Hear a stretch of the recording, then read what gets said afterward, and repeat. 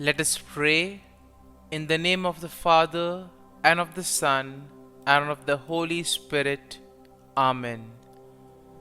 O Jesus, through the Immaculate Heart of Mary, I offer you my prayers, works, joys, and sufferings on this day for all the intentions of your Sacred Heart, in union with the holy sacrifice of the Mass throughout the world, in reparation for my sins, for the intentions of all my relatives and friends, and in particular for the intentions of the Holy Father.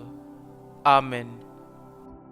Let us pray for the intentions of the Holy Father for the month of February, for vocations to the priesthood and religious life. Let us pray that the ecclesial community might welcome the desires and doubts of those young people who feel a call to serve Christ's mission in the priesthood and religious life.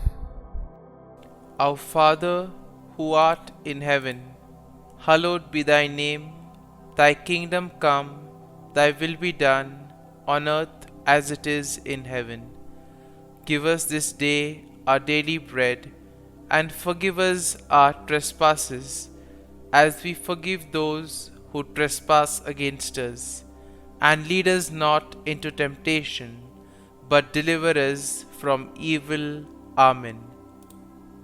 Hail Mary, full of grace, the Lord is with you. Blessed are you amongst women, and blessed is the fruit of thy womb, Jesus. Holy Mary, Mother of God, pray for us sinners, now and at the hour of our death. Amen. Glory be to the Father, and to the Son, and to the Holy Spirit, as it was in the beginning, is now, and ever shall be, world without end. Amen. My dear friends, as we enter in the presence of the Lord, as we have decided to spend this time with the Lord this morning, let us begin by thanking the Lord for all the good things, for all the blessings, all the graces that He has given us all through our life. But sometimes we see that because of our busy schedule, or because of the activities that we are involved in, we sometimes fail to recognize all these graces that the Lord has given us. And therefore, today, in a very special way, let us recognize those graces. Some of these blessings, which may appear to be quite small, quite insignificant, nonetheless we see play a very significant role in our lives. And therefore, let us close our eyes at this moment and let us praise the Lord. Let us thank Him for the gift of this day. He has woken us up this morning. He has given us good health of mind and body. He has protected us all through the night. And for this, Lord, we thank you. Lord, we also thank you for the various gifts, the various talents that you have given us. Talents which we may use for the benefit of others, or which we may use to grow and become better individuals. Lord, we also thank you for the gift of people in our lives. We thank you for our family members, friends, relatives, near and dear ones, and all those who play a very important role in our lives. On many occasions, we have seen that it is because of the hard work, dedication of these individuals that we have developed and we have grown in our lives. And therefore, Lord, we thank you for these people, for these individuals who have dedicated their time and effort and have helped us become better individuals. We also thank you, Lord, for the opportunities that you have given us. We also thank you for the experiences. There have been good experiences which we would want to cherish and remember always. But there have always been also the experiences that have taught us many things. And therefore, Lord, we thank you for all these not so good, not so pleasant experiences, because they too have helped us to grow in various ways. And Lord, we also thank you for all the good things and the blessings that you continue to shower on us at every moment of our lives. Lord, you have always kept us in your love. At every moment, your gaze is upon us. You are there constantly guiding and protecting us. And therefore, Lord, for this we thank you, we praise you, and we glorify you. And Lord, as we gather together in worship to offer this morning offering, we pray that this day may be a day of joy and blessings in your name. That whatever we do today, you may be there to guide us and protect us. And therefore, my dear friends, today we shall reflect and meditate on Psalm 54. And as usual, we shall have a general overview of the psalm, and then we shall go into the details. Now, Psalm 54 is a prayer of lament that is written by David. And here he is asking for God's help and protection against his enemies. Now, the psalm is structured in three parts. First, we have an introductory plea for God's help, which can be found in verses 1 and 3. Then you have a description of David's enemies and his trust in God's protection, which we will find in verses 4 to 5. And then you have a final statement of praise and confidence in God's deliverance, which can be found in verses 6 to 7. And therefore, overall, looking at Psalm 54, we see that it expresses David's plea for God's help. And thus, David is also asking God to give him his protection against his enemies. And here we can also see the trust that David has in God's faithfulness and protection. Now we see that David contrasts God's faithfulness with the deceitfulness of his enemies, and therefore he takes refuge in God's name, knowing that he will be protected. And here we see that the psalm emphasizes the importance of turning to God in times of trouble, of having faith and trust in the Lord, and at the same time the hope and confidence that comes in trusting in God's deliverance. And therefore, verse 1 of the psalm begins with David's plea for God's help, asking God to save him by his name and vindicate him by his might. And here we see that David is in distress and he feels helpless against his enemies. And then we see that he turns to God for help. Now, verse 2 describes David's enemies. And how are they described? They are described as strangers and violent men who seek his life. Now, these enemies of David are not named, but they are likely to be associated with the time when David was fleeing from King Saul.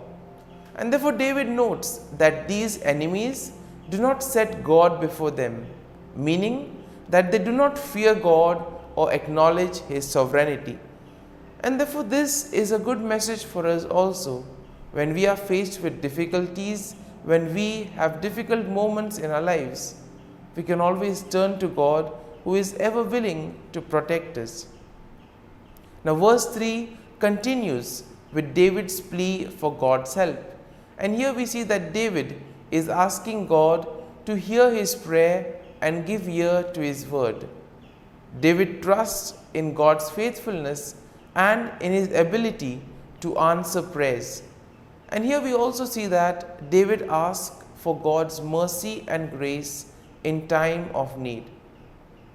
Verse 4 will then begin the second part of the psalm, in which David describes his enemies and his trust in God's protection. David notes that God is his helper and that he has always been sustained by God's power. Now David will contrast God's faithfulness with the deceitfulness of his enemies. And here we see that David sees his enemies as those who seek to harm him even though he has done them nothing wrong. Sometimes we too may have the same feeling. We have done everything right, but still there are people who persecute us, people who do evil against us. And in this time we can relate to David and see how he went about. Verse 5 continues with David's trust in God's protection, noting that God will deal with his enemies and he will destroy them in faithfulness. David trusts in God's deliverance and takes refuge in his name, knowing that God will protect him from his enemies. And therefore verse 6 now will begin the final section of the psalm, in which David expresses his confidence in God's deliverance, and therefore he gives thanks to God for his help. David notes that God has delivered him from every trouble, and therefore he will look with satisfaction on his enemy's downfall. And verse 7 will conclude the psalm with a statement of praise and confidence in God's deliverance. David declares that he will freely offer sacrifices to God and he will give thanks to God for his name, knowing that God has delivered him from all his troubles. And therefore, my dear friends, as we reflect on Psalm 54, as we allow the psalm to sink in, to take root in us, let us now focus our attention on a particular thought or a particular verse that would have touched us. And let us remain with that verse, let us remain with that thought, allowing the Lord to guide us, allowing the Lord to show us what is the right path that He has chosen for us. And therefore, my dear friends, as we continue to reflect on this psalm, let us ask the Lord to be with us, guide us, and show us the way. And we ask Him that throughout today's day, that He may be with us, helping us, guiding our steps, helping us to do His will, and thus help Him in building the kingdom of God. Amen. And now we shall spend a few moments in silence, reflecting on this, asking the Lord to guide us, to show us that He is there with us even in our moments of trials and difficulties.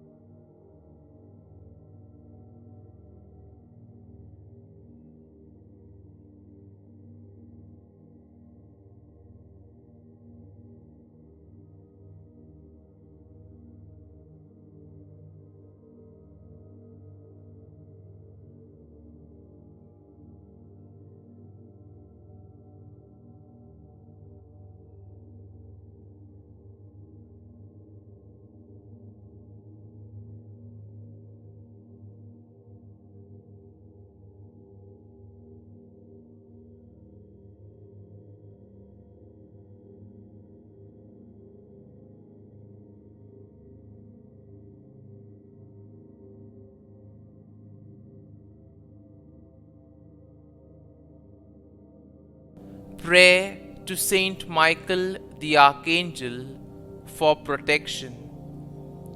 Saint Michael the Archangel, defend us in battle.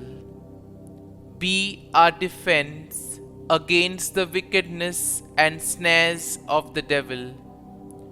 May God rebuke him, we humbly pray. And do thou, O Prince of the heavenly hosts, by the power of God, thrust into hell Satan and all the evil spirits who prowl about the world, seeking the ruin of souls. Amen. Act of Adoration. O Sacrament most holy, O Sacrament divine, all praise and all thanksgiving be every moment thine. Saint Gertrude Prayer for Souls in Purgatory. Eternal Father, I offer Thee the most precious blood of Thy divine Son, Jesus, in union with the masses said throughout the world today, for all the holy souls in purgatory, for sinners everywhere, for sinners in the universal church, those in my own home and within my family. Amen. May the divine assistance remain always with us, and may the souls of the faithful departed through the mercy of God rest in peace. Amen. Glory be to the Father, and to the Son, and to the Holy Spirit, as it was in the beginning, is now, and ever shall be, world without end. Amen.